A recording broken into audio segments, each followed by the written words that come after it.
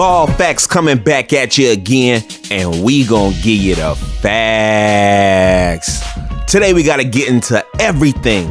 LaMelo, Lonzo, LaVar, Big Baller Brand, and even Alan Foster. This is gonna be good. And to the people who inbox me whenever I get to these facts about anything other than just these basketball games, they don't want me to cover anything with the family, nothing going on with the brand, and I just don't care.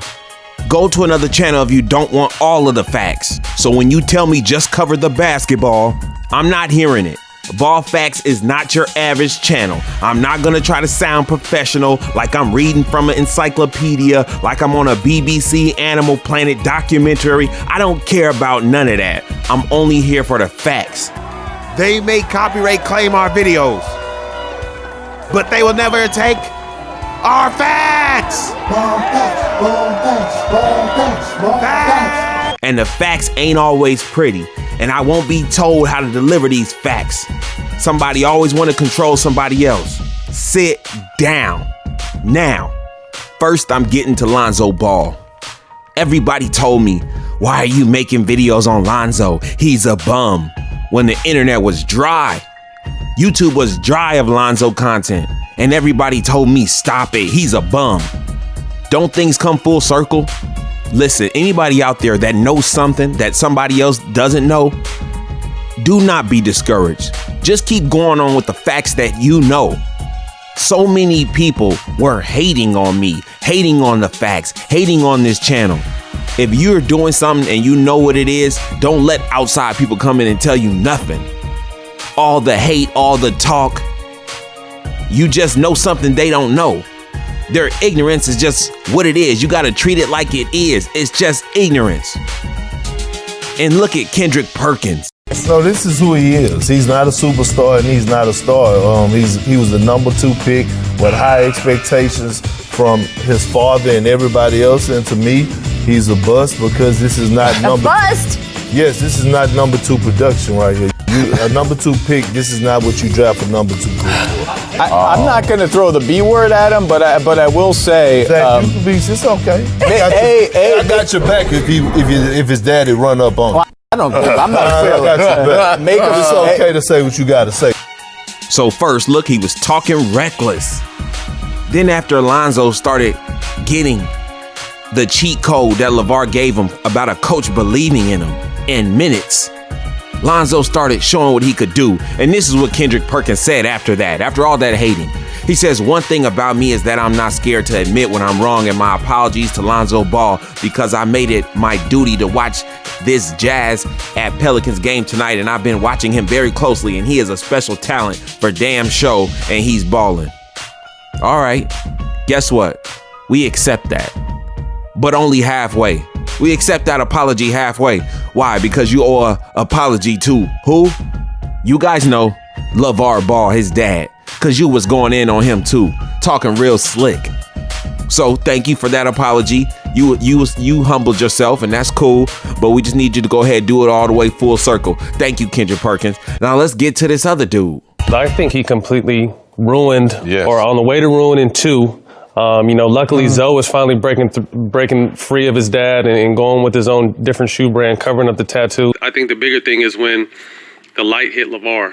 You mean when he realized like what this new social media famous era was about is when he kind of lost his mind. Him. Yeah, and like I said, I think it shifted from these are my boys to look at me. Baller brand bullshit. That's what Big B, Triple B stand for. So now Matt Barnes sees Lonzo's heating up, going in, getting in his bag, and he gonna say this: boy's starting to come into his own. Keep applying pressure. No, that's weak. You gonna talk about this man family like a dog, then when he does good, you got a quick little positive comment. No, don't break into my house, beat my family up, then 2 weeks later you see me in the mall buying some nice clothes and say, oh, I see you, bro, that's what's up. No. Apologize or keep it moving. Apologize or it's fake. That's the facts. You maliciously came at this man's dad so hard, like you really knew him. You said he lost his mind and he don't care about his kids. That's deep that you would judge him like that. And it's not okay. Not at all. Anyway, Lonzo been playing bonkers. And I ain't been hearing too much about it in the news. They're like, oh, JJ Redick with the last minute shot. It was a nice shot. But what about ZO2? Look at what he's doing. The Pelicans string of games, you got to contribute that a lot to Lonzo Ball. His culture-changing game of sharing the ball, of the pace. Where's the coverage in Lonzo Ball? Oh, I know, it's right here. Right on Ball Facts. Because these other media outlets are straight trifling. What do you guys think Lonzo is going to do in his next game? Put it in the comments below. Make your statement right now. Okay, on to my next subject. LaMelo. Everyone on social media was talking about LaMelo donating. You know, it was all over IG. He donated a check, a big check to help the victims of the wildfires out there in Australia. And that was really cool. And I know people really appreciated it. If it was my house that was getting burnt down, I'd be too grateful. Now, why didn't ESPN cover this? Why didn't they make a big deal about it? I'll tell you why. See, because they almost did make a story out of it. But LaMelo did something. So they couldn't take it and boost it to the moon, because when they asked LaMelo about it, this is what he said. He gave credit to his parents. He said, people have lost their homes and everything they own. My parents taught me to help out wherever I can. So this is my way of helping out. That's what he said. He put LaVar and Tina in it. ESPN does not want to run a story where they're saying that LaVar is passing down good morals to his children. They want the narrative that he is a jerk, a chauvinist, and uses his kids and don't love them and hasn't raised them in any type of right way. So that's why it's only covered by fake people like The Fumble. The Fumble's just thirsty for views, so they'll put up anything and put a spin on it. LiAngelo said that he wants to do basketball, and they said, if you didn't do basketball, what would you do? He said, I guess modeling. They gonna run a story with the cover story saying LiAngelo wants to model since his busted basketball career isn't working. Come on now, The Fumble. Yeah, I'm coming at y'all too. So ESPN didn't want to cover it because it was bigging up LaVar. They don't want to have nothing to do with that. Now, and they people are getting scared. They heard LaMelo say that. They like, man, we want him estranged from his father. I don't think this boy's gonna turn his back on his dad. Even if he did accept that $1 million from another brand, you know, so ESPN, they would just have to deal with LaVar. When his son is a top 5 draft pick, they got to deal with him. And also, let me address this thing where people saying the $100 million in the jet is not real. Do you think an ex-NBL player and now respected analyst for the NBL would just come out and start making up lies, putting his whole career at risk, his credibility in jeopardy? Stop it. Everybody, what's going on? It is 1:30 p.m. New Year's Eve, Melbourne, Australia. Just got off the phone with a source close to me in America that just told me a sneaker company has offered Melo Ball a private jet and $100 million. Now, let's just get to Big Baller Brand. And you know, when it comes to the Triple Bs and the way people feel about it, you know, there's two ways. There's destructive criticism and constructive criticism. And the way a lot of these celebrities do it is destructive. They talk trash publicly. And maybe it's because they already made it and they don't want the next man who's trying to do it and trying to do it bigger than them to come through.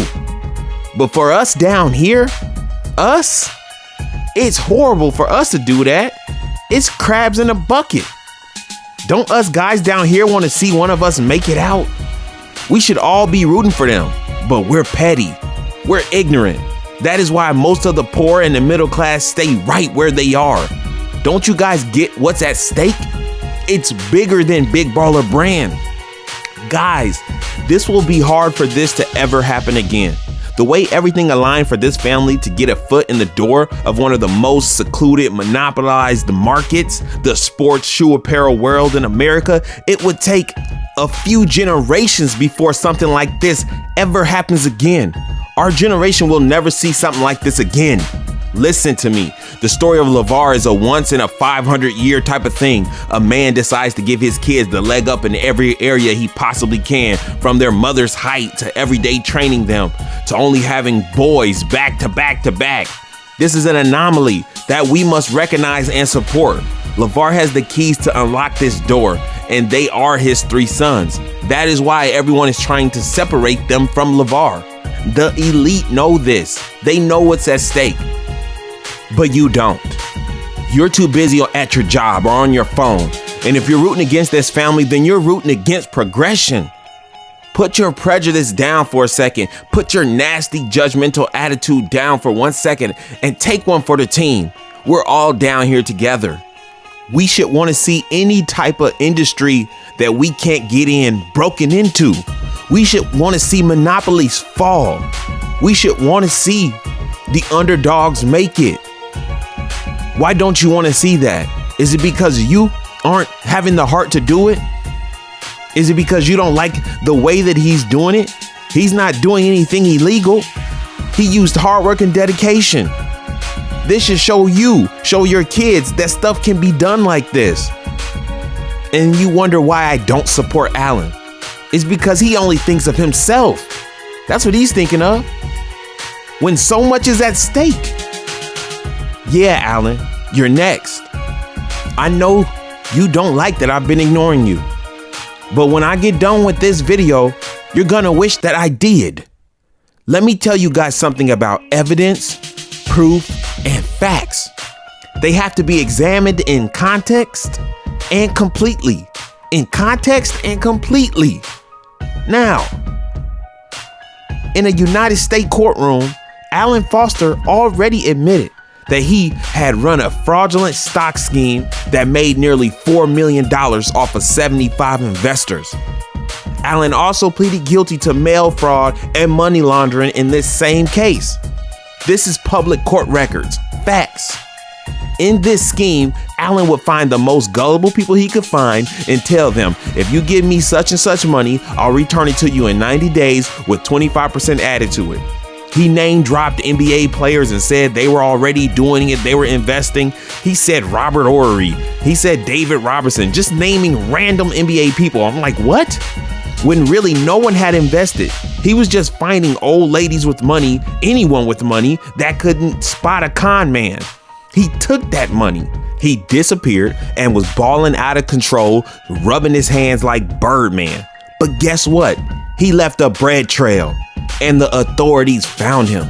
They had so much evidence compiled against Allen that he had to admit to the crime. He looked at the judge with sad puppy eyes in the courtroom and said, I quote, "I apologize from my heart to the victims and apologize to my family for letting them down." End quote. Now that sounds good, like a sincere apology, right? But then, Allen, he must have forgot the code of the streets while he was in jail. Do not talk on the phones. Cause while he was serving his 7-year sentence, he was on them phones, bruh, showing his true colors. Allen wasn't in jail trying to leave his criminal life in the past. He wasn't in there finding God. He was figuring how to do what he already did, just do it better. How to not get caught. Listen to these ominous words he spoke on the jail phone. This is what he said. He said, I figure out a way how not to get myself in this predicament ever again in life. Then he goes on to say, I'm gonna have too many attorneys and too many accountants blocking the way to even get to me. Now, come on. Haven't we seen this come to pass or what? Where is Allen? He is making good on his prison promise. This guy is a mastermind. If you're on his side right now, you are part of the 5-year plan he worked on when he was in jail on how to manipulate. You're a casualty of that war in this game of chess between a father fighting for his future generation and a man only in it for himself. He wasn't trying to be reformed when he was in that cell. He was planning out a finesse game in his own words, not mine. These are the facts. You ask why I believe Allen is doing some shady business? Because of his own cryptic words in that jail cell.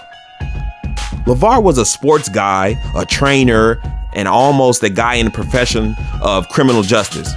He didn't plan out to have his kids, make them great at basketball, give them morals, make them family orientated just to rob them. That wasn't his master plan. So you either believe that LaVar raised them to rob them or Allen impressed them to finesse them. What do you believe? Don't tell me Allen has the receipts and the paperwork. I can produce paperwork. Have you seen Leonardo DiCaprio in the movie Catch Me If You Can? Anybody can make fraudulent documents. Allen is Leo. I don't care if he got all this stuff signed. If it doesn't have a notary, I don't believe it. We gotta check the validity of everything. This man had 7 years to plan this out. He's 5 steps ahead of LaVar. Really, LaVar's trying to catch up. Let me ask you something. If you had a person over to your house and something came up missing, and right away you said, hey, something's missing, and they just leave your house, they run. They don't show you their pockets, they run. You can't find them. You hear they're in the streets talking about you. And then they come back a week later and then they show you their pockets. Like, look, I don't got it. What did you do in that week span that you took off and you weren't accountable for in that week? If you come to my crib and something ends up missing, if you don't show me your pockets right away, you have time to go do this and do that. How can I even trust your pockets now? It's a week later. The validity of everything he has is gone. Allen Foster, what are you gonna do? Everything that he's done is been false, it's fake. It's just like the documents that's been signed. They're gonna find out that he forged a lot of stuff. LaVar didn't know Allen was a convicted con man. He gave him a chance. He didn't do a background check because he's just a cool guy. He's not a business guy. He's turning into a business guy now, making every effort, every step to do it. But he never was a business guy. He was just a cool guy. And Allen seen an opportunity. I try to help him out by bringing him into the family. And that's why I don't worry about the things that he say and all of the childish thing that he does. Because what's going to hit him hard is he going to look back and say, man, I was with that guy as time goes by. Because you can't be family. He didn't have no family. He didn't have nothing. But I make this guy, bring him in like a brother. He thought his name was Allen Ball. And see, but that's going to hurt him more than me talking bad about him and stuff like that. He going to sit in the room one day and be like, man, I was with that family and you can't beat that. I didn't even know his history on the fact that I'm from LA South Central. So I take people on face value. I don't do no background check and all that. If you're good to me and you seem nice, I'm going to give you a shot. And here's the thing, I'm going to be nice to you until you do something bad to me. And then I'm going to react to that. And that's all that happened. So it's not a big deal. It ain't like I knew him for 10 and 12 years. Sure. You know, I met him when Lonzo was in junior high. And the next time I saw him was when Lonzo was about to go to UCLA. So all this hate on LaVar has basically been because he gave somebody a shot. He gave somebody a job without a background check. How many people would like that? He didn't know this man for years. They weren't brothers for years. You heard the age gap from 8th grade to now it's time for college. That's a long time without seeing this man. He didn't know what was going on. He just made a decision, a business decision, as not a businessman. He was only who he was. He tried his best. And everybody want to crucify him for that? That's crazy. Y'all seen what happened. I showed this clip a long time ago of how this family, they're trying to separate this family. And I want y'all to rewatch this to get this in your head of how they're trying to get LaVar away from his kids. LaVar. Can you imagine in the middle of high school, your dad being like, we're packing up the stuff and going to Lithuania? I mean, it's like he got sent to military school, basically, and I feel like the only thing worse than getting sent to military school is being sent there and your daddy going there with you. Like, he went through a teenage experience that I would not want. He's got to do more than be entertaining at this point. Like, they ain't so much, the legs ain't there, but I mean, yeah, he can play. That don't mean he want to listen to his daddy. Would an NBA team take him and take on LaVar? But LaVar, would they do that? A lot of excitement about him right now. Oh my goodness. Listen, that's great. As long as LaVar Ball, we don't have to hear from him. I say go for it, right? To kill a family, you gotta kill the father. Stay tuned, guys. I'm gonna keep y'all updated. Shout out to the whole Ball Facts family. If you in the family, give it us a thumbs up. Shout out to Ben Morgan, part of the family. Tommy Monday, never lost. Peter Wynn, Tenzin, Harry Mercer, Peter Penn. Yes, I'm going in. All of the people, I'm shouting y'all out. Let's go. Josh Warner, shine some light on it. I see you, I see you, I see you. Jeff Brown, Baby Debo, V2, A-Lane, Joel, Andrew Walker, OG Dave, Roy Genius, Kid Max in the building, Tim Samuels, the Davies family, Ricky Johnson, aka Primetime, Emmanuel, aka Mockery, Juan Delvo, Emmanuel Perez, J-Way 3 PG for the QCBA, J Sierra, same one, let's go, and Kingston. Thank y'all. I appreciate y'all going back and forth with me, commenting. I'm gonna show y'all some love. I need y'all to like, comment, subscribe, share these videos, and hit that notification bell. Ball Facts again. Peace.